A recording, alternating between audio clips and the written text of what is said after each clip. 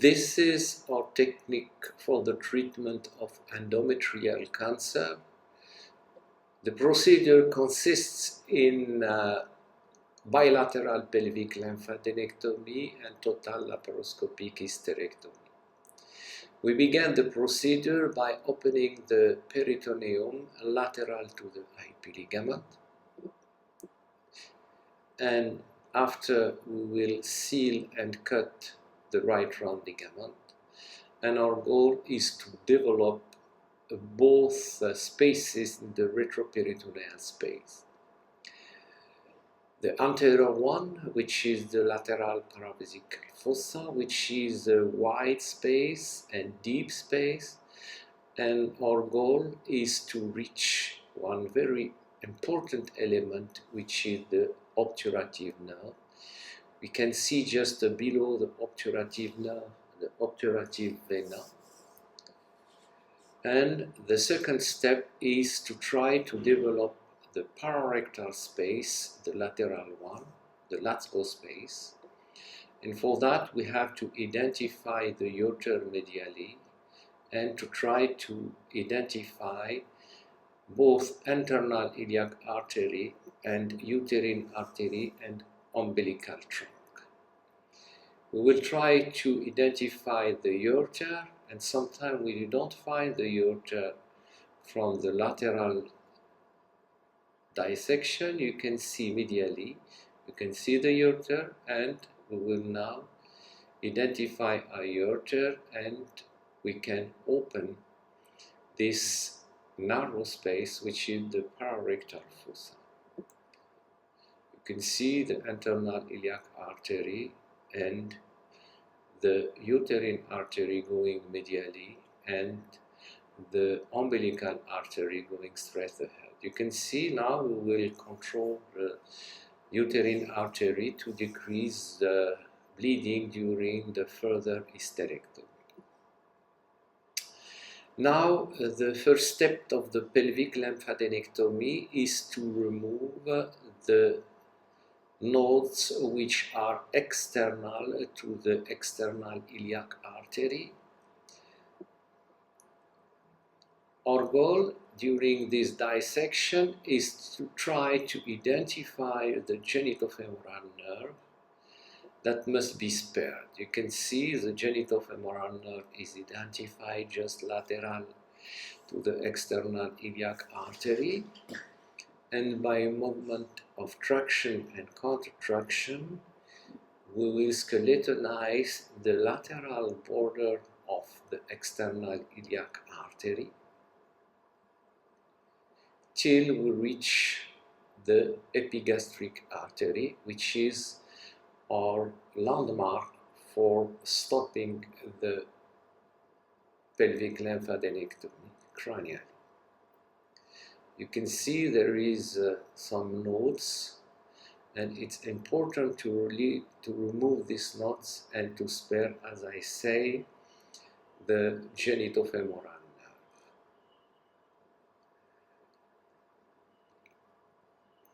We have to use the Ligashow 5mm sealing device for this procedure. It's an excellent tool for the lymphostasis, and this device allows us to do this procedure quickly and safely. You can see the external nodes are completely removed in the first step of the lymphadenectomy. The second step is to detach the external iliac artery and vein from the psoas muscle. And if you do this technique, you can remove in one block all the nodes which are medial to the external iliac vein. So it's important to do a longitudinal dissection till we detach completely both artery and vein.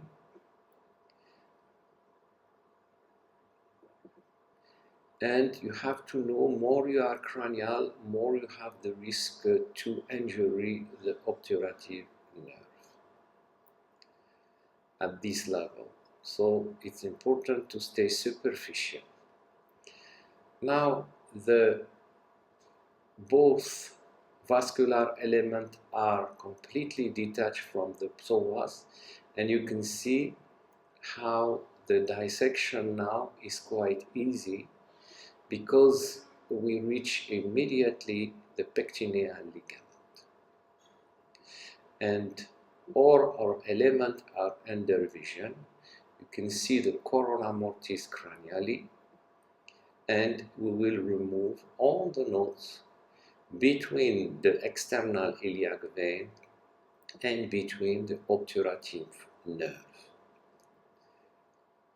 Now the assistant protects the obturative nerve. The assistant just to push the nerve and don't strip the nerve.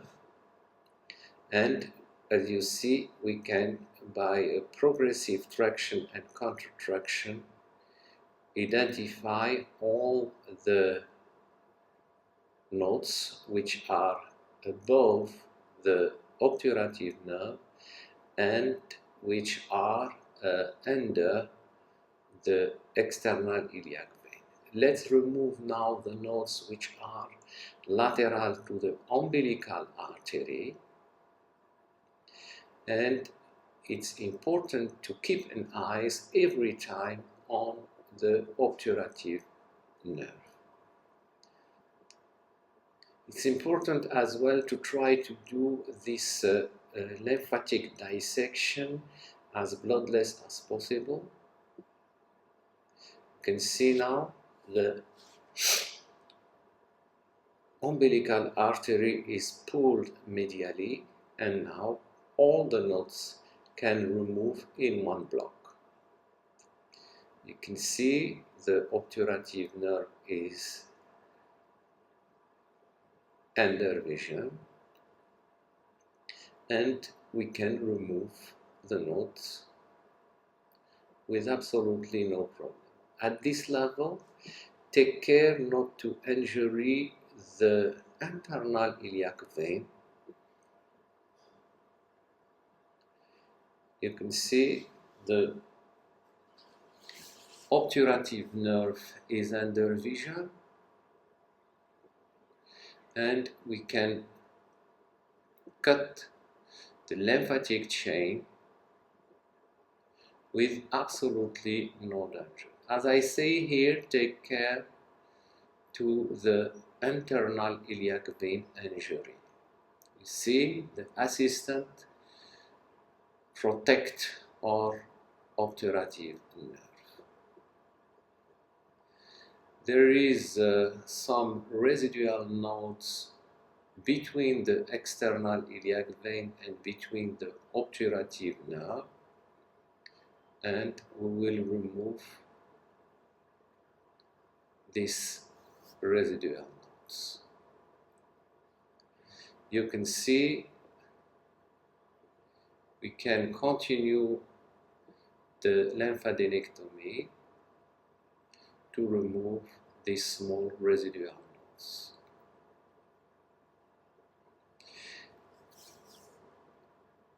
It's important as well to use the sucker to have the operative field as dry as possible.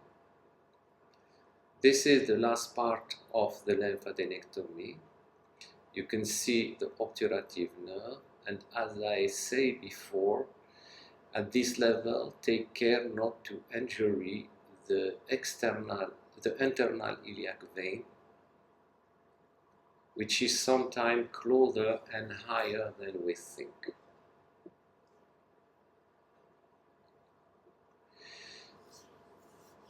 This is an edited video to see all the tip and tricks for doing this surgery.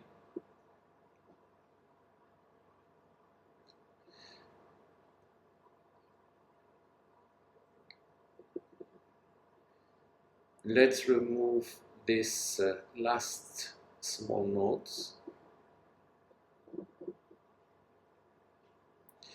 and you can see how extensive is our pelvic lymphadenectomy.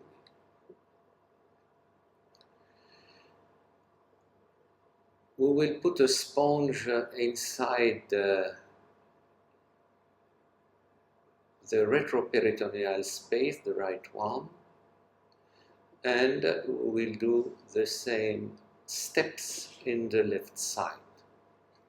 It's important to cut and seal the left round ligament as higher than possible, and to do a peritoneal section lateral to the sigmoid colon that allows us to have a good view on the retroperitoneal space. As I said before doing the pelvic lymphadenectomy, open both retroperitoneal spaces. The first one is the pararectal fossa, the left one. It's an avascular space, and you can, by just movement of traction and contraction, to open this space. And our goal is to reach quickly the obturative nerve, which is clearly seen. After, we can increase the dissection.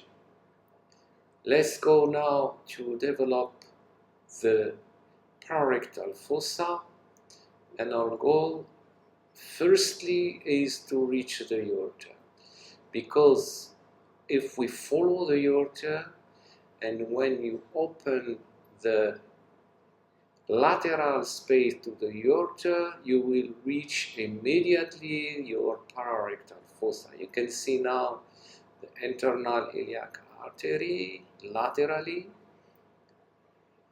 the ureter medially, and if you open the space between the ureter and between the internal iliac artery, we will open the Latsko space, which is the lateral pararectal fossa.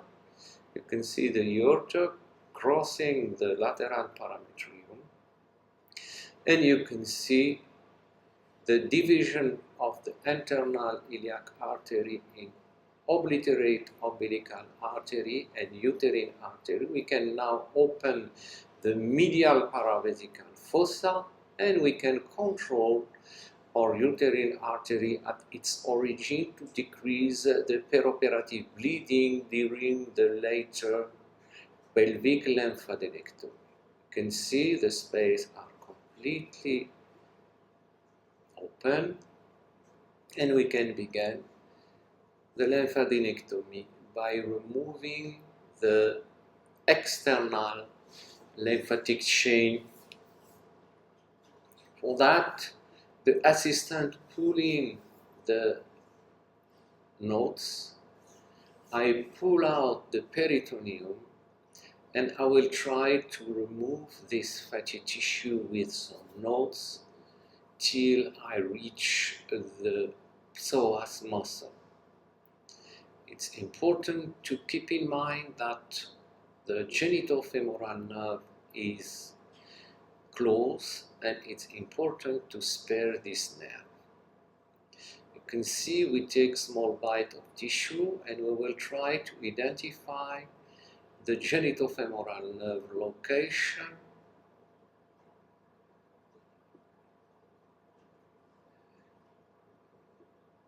And you can see this is the genitofemoral nerve, and we can remove all the fatty tissue above this nerve.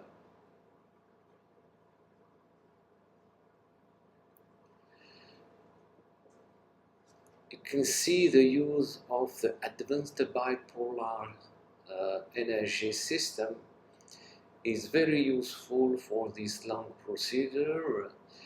If you compare the use of these devices between a classical bipolar, in my experience, I win around 1 hour in the entire procedure. We can do the entire procedure in 1 hour 30.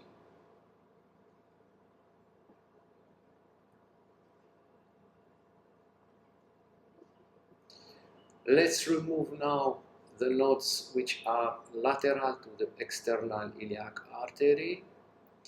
Our genitofemoral nerve is far from our operative field, and we can remove these nodes with absolutely no problem. You can see there is no occult bleeder or active bleeder,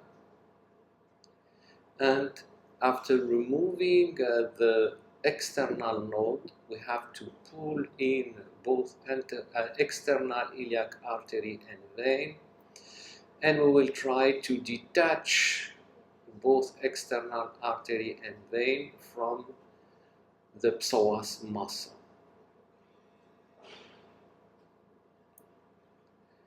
We continue the dissection, and we ensure every time the hemostasis if there is some capillary bleeding. You can see we encounter our external iliac vein, and our goal is to detach the vein from the psoas attachment that allows us to do the removal of the nodes which are under and medial to the external iliac vein safely. Now the assistant pull in all the lymphatic chain, and we will remove progressively these nodes from the vascular attachment. It's important during this procedure, particularly if you have metastatic lymph node, to take small bite of tissue and to do a moderate traction to decrease the risk of vascular injury. You can see small bite of tissue. We continue the dissection, and we go cranially. You can see the ureter, you can see the internal iliac artery. Then we can remove progressively this node with no problem.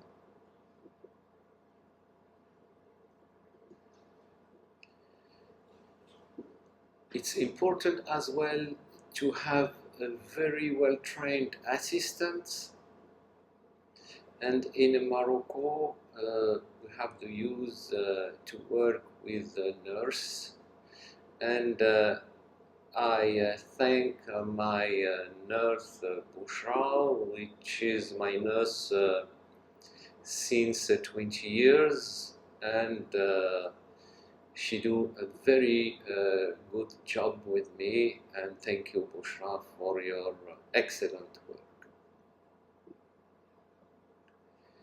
You can see we skeletonize the external iliac artery, and don't be afraid about the vascular traction. The artery is a strong structure. You can pull up and pull down the artery with absolutely no danger.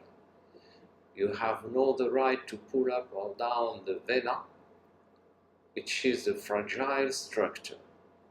But for the artery, there is no risk for vascular injury.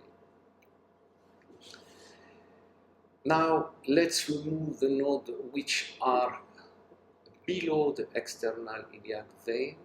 Sometimes, like this case, you can see anastomotic vena between the external iliac vein and the lymphatic chain. You have to ensure the hemostasis with 2 or 3 cycles of sealing energy before cutting the tissue.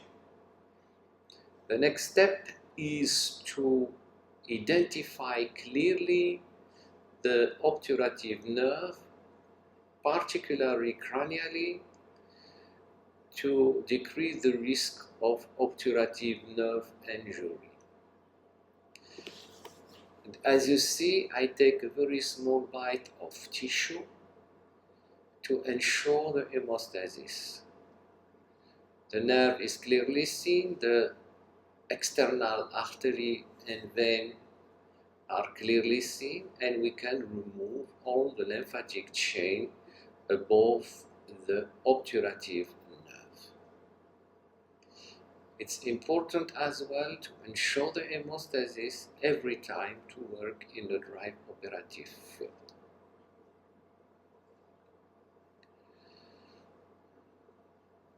You can see the pelvic lymphadenectomy is done, and we can remove residual nodes.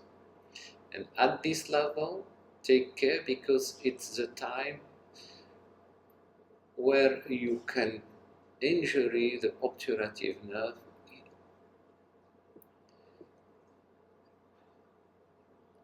We can now remove the cranial aspect of the lymphatic chain, and you have to remove this knot till we arrive to the pubis and to arrive to the posterior part of the pubic bone. You can see we remove the knots, and you can see that our assistant protects the obturative nerve at every step of the procedure.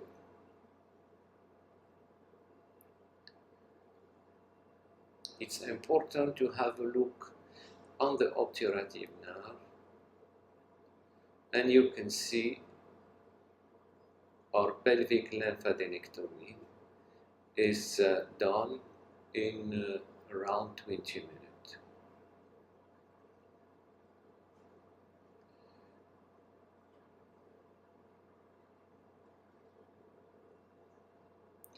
You can see the obliterate umbilical artery,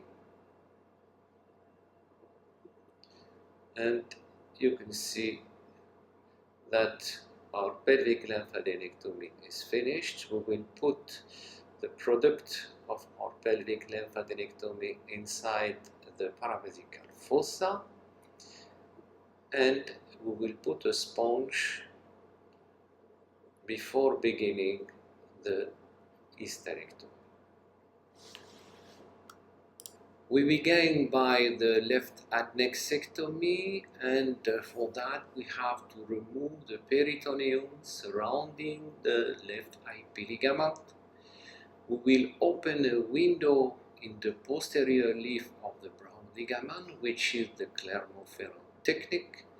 And this procedure allows us to increase the distance between the ureter, which is clearly seen, and the IP ligament. We will now seal and cut the IP ligament. You have to put 3 or 4 cycles of sealing energy, and our next step is to open the posterior leaf of the brown ligament. For that we have to dissect the anterior and posterior part of the brown ligament, and to go toward the left uterosacral ligament. You can see we opened the peritoneum till we reach and cut the upper part of the left uterosacral ligament. We continue the dissection by pulling the uterus toward the sacrum. That allows us to put in tension the vejicovaginal peritoneum, and our assistants pull up the bladder, and we follow the bubble that show us the right dissecting plane between the bladder and the cervicovaginal area. We cut now the medial aspect of the bladder pillar. We pull up the bladder, we follow the bubble, and we cut the tissue. If you follow this simple rule, you can do the hysterectomy safely, quickly, with no bladder danger. We continue to cut the upper part of the medial aspect of the bladder pillar. can see some vessel just below our dissection, and we will try to identify the valve of our uterine manipulator, which is allowed to use it in case of endometrial cancer and not in cervical cancer. Let's do another window between the IP and between the ureter. You can see we can cut the peritoneum toward the right uterosacral. You can see, and we can do our window. It's prudent to see where is the ureter, to confirm the ureter location before cutting the IP, particularly for the young surgeon. And as I say, it's important to skeletonize the IP and to seal and cut this IP with 2 or 3 cycles of sealing energy.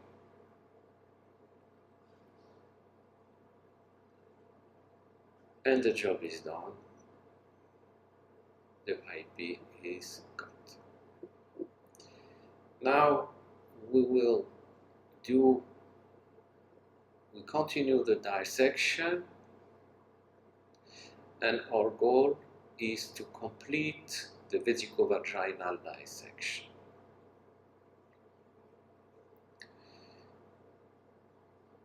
Now it's time to skeletonize the uterine artery. For that, we have to disconnect the posterior peritoneum from the right uterine pedicle and to continue the skeletization. As you see, we don't seal immediately the vessel, we continue the skeletization. It's important to remove all the fatty tissue surrounding this vessel to have an optimal effect of the sealing energy on the vessel.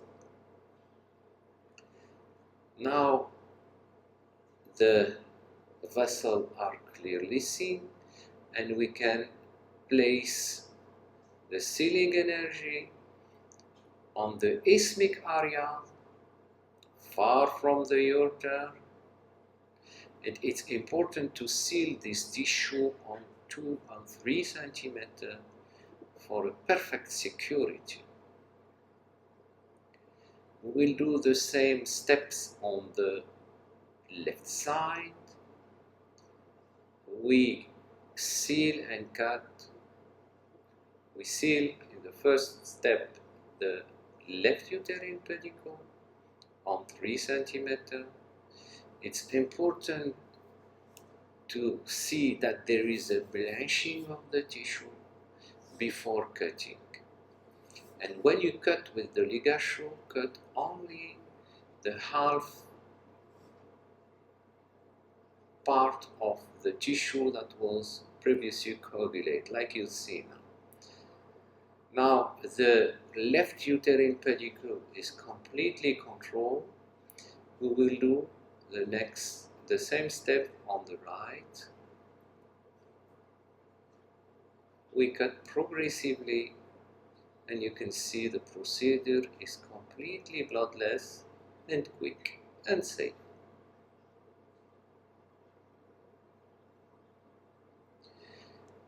Let's do now the colpotomy.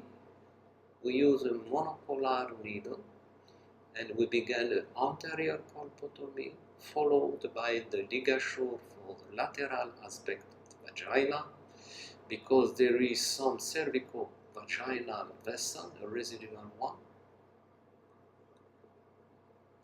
and I prefer to cut with the ligature.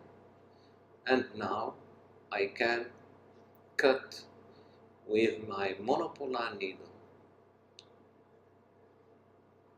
the posterior aspect of the vagina.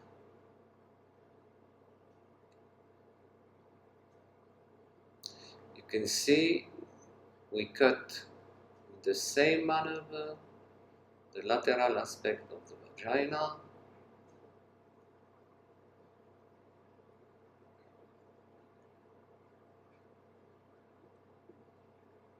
and we have just to cut the remnant vagina attachment and to remove the uterus transvaginally.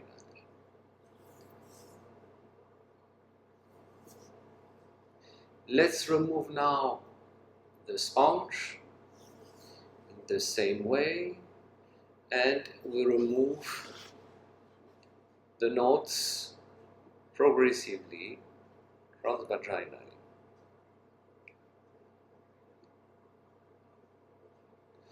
We can use an endo bag for this maneuver as well.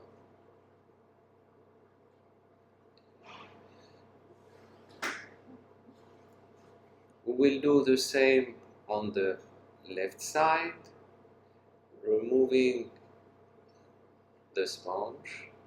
You can see all the knots are removed. We remove the left one, and we remove all the knots that are completely removed during the pelvic lymphadenectomy.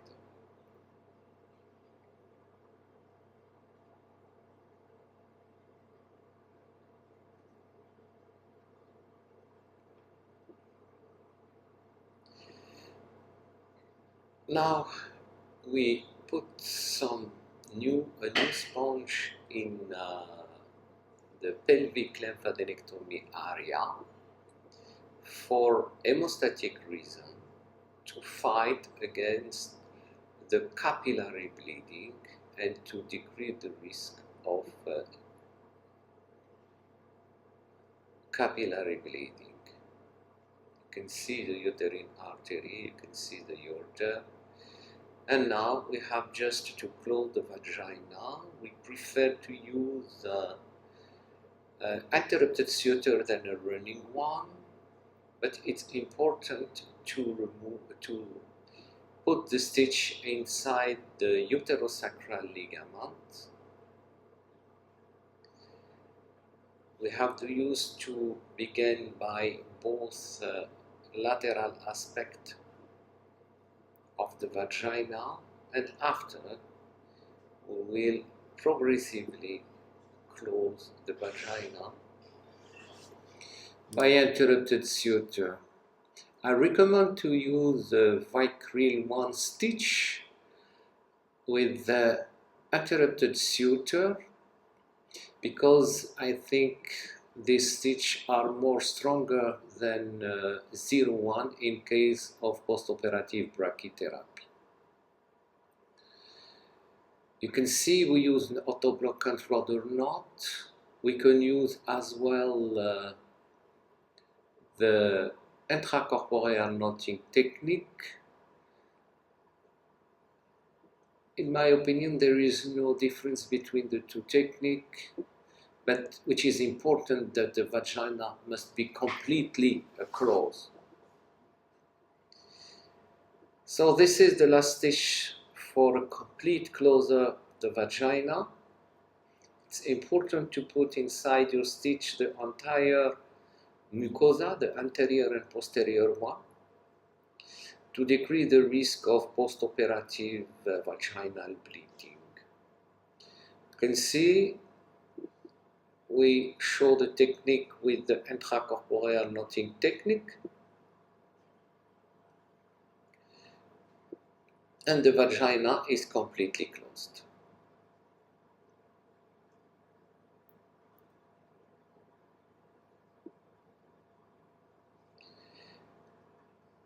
Let's remove now the sponge and control your pelvic lymphadenectomy area to see if there is no occult bleed. Remove the sponge.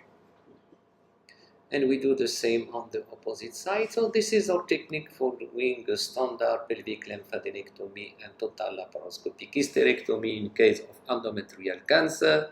I hope this video was interesting for my colleague who follows me all over the world. Thank you for attention and see you for my next video, and goodbye.